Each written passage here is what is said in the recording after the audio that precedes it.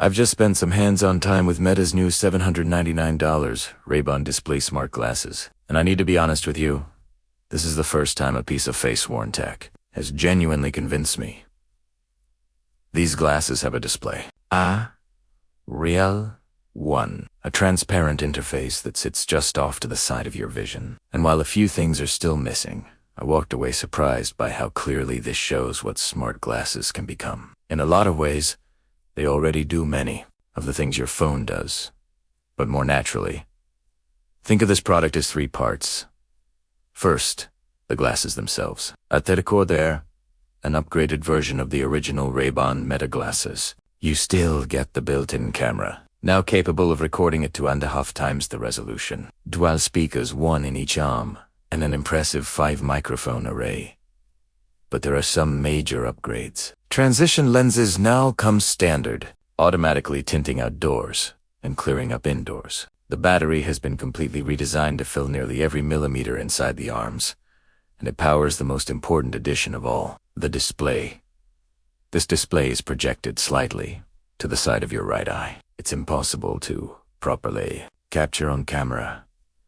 But imagine a small, floating window that's always there when you need it. And here's an important distinction. This is not augmented reality. It doesn't track your environment or anchor itself to the real world. It's a fixed, glanceable screen designed for quick information, not immersion. A few things immediately stood out to me. First, the case is incredible. It feels premium and can transform from a hard glasses case into a flat, pocketable shape. Second, the display brightness is insane. Brighter than any smartphone screen I've used. Third, because the image is indirectly projected, no one else can see what you're seeing. My screen can be on at full brightness, and from the outside, you'd never know. That alone solves one of the biggest concerns people have with transparent tech.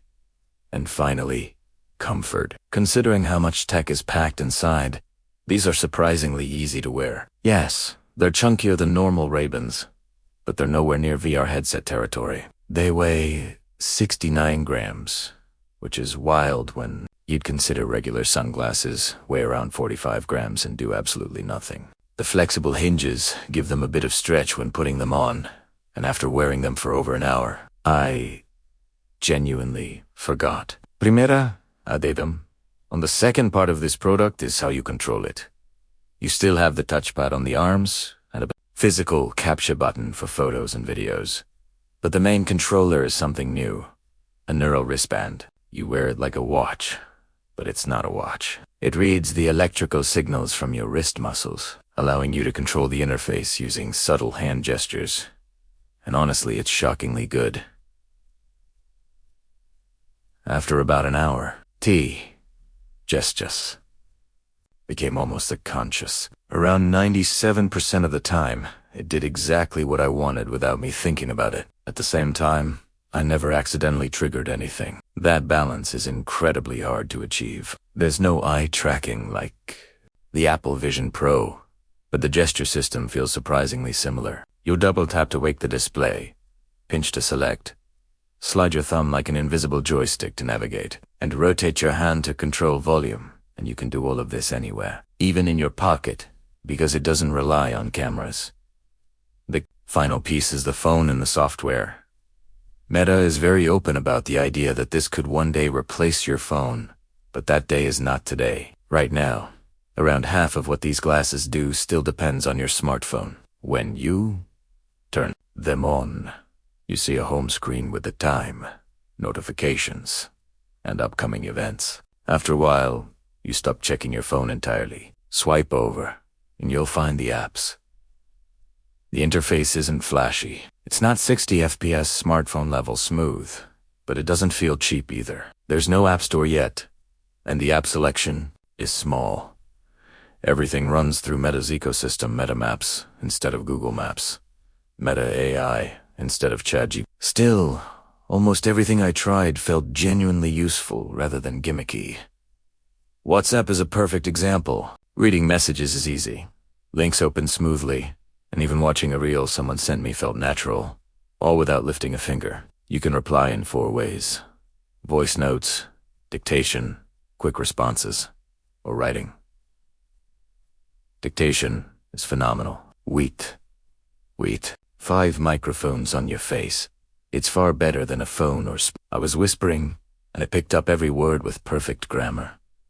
The writing feature sounds ridiculous, but it works. You can write letters on your leg with your finger, or pretend you're holding a pen. It's accurate enough that I could absolutely see myself quietly writing a quick message during a meeting without speaking. Then there are live captions. You look at someone, and the glasses isolate their voice using spatial audio, even with music or other people talking nearby. The subtitles appear almost instantly. It's honestly mind-blowing. That same tech enables real-time translation, which is slightly awkward due to a small delay, but the accuracy is impressively high. Conversations flow more naturally because you don't need to over-enunciate or speak loudly. Navigation is another standout. Seeing a live arrow rotate as you move your head just makes sense. I still don't know how MetaMaps plans to compete with Google, but the experience itself is excellent. Music runs through Spotify, and while the speakers sound better than expected, they do become audible to others above about 40% volume.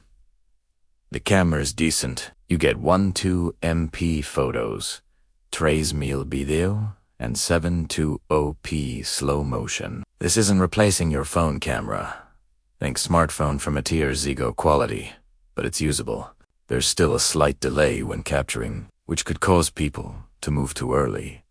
Just like last generation. Meta AI is activated with a simple gesture. The intelligence itself isn't groundbreaking, but having information sit passively in your peripheral vision while your hands are busy is where this shines. Cooking, working, multitasking. This feels like a device that's always there, not something you have to reach for. And it makes you imagine what's next. A future where your glasses remember where you put your keys without you telling them. That future suddenly feels very close. All of that said, I don't think most people should buy this yet. At $800, this feels more like Meta planting a flag, getting smart glasses into the world before Apple releases a more affordable vision product. But now that they're here, improvement is going to happen fast. And judging by how busy the next few months are for me, events, secret hands-on international travel, the only way I survive it all is with Surfshark VPN. The moment I land in a new country, I connect to a UK server and everything just works. No sketchy airport Wi-Fi, no locked banking apps, no weird Netflix restrictions. And if I ever need help, live support is available 24/7 and usually responds in under a minute. Honestly, that's better support than most tech companies.